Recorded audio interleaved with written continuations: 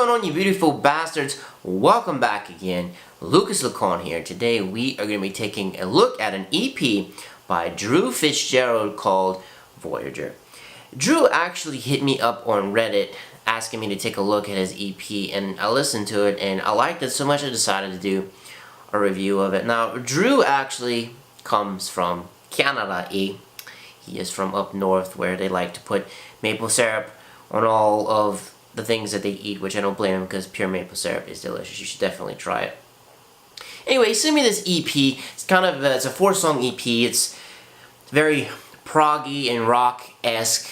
So let's take a look at it. So you got 4 songs on here. The whole total EP itself is about 13 minutes or so.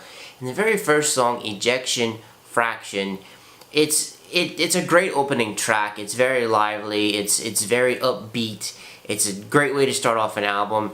It kind of has like a heavier Animals as Leaders type of vibe. It's not as strictly technical as some Animals as Leaders stuff, which has turned some kind of people off. This one's very straightforward.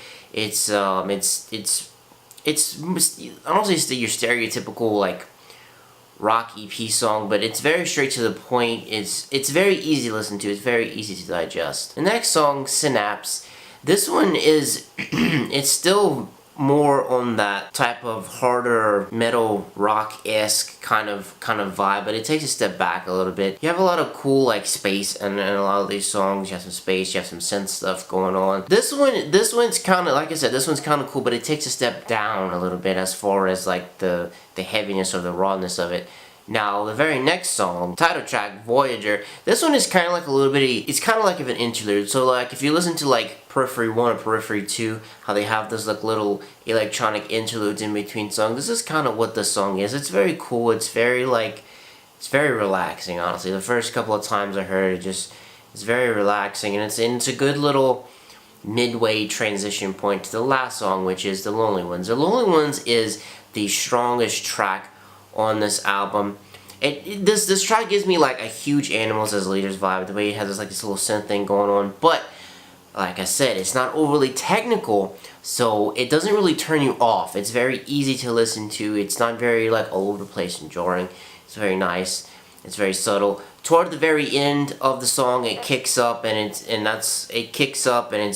has a lot more energy going on.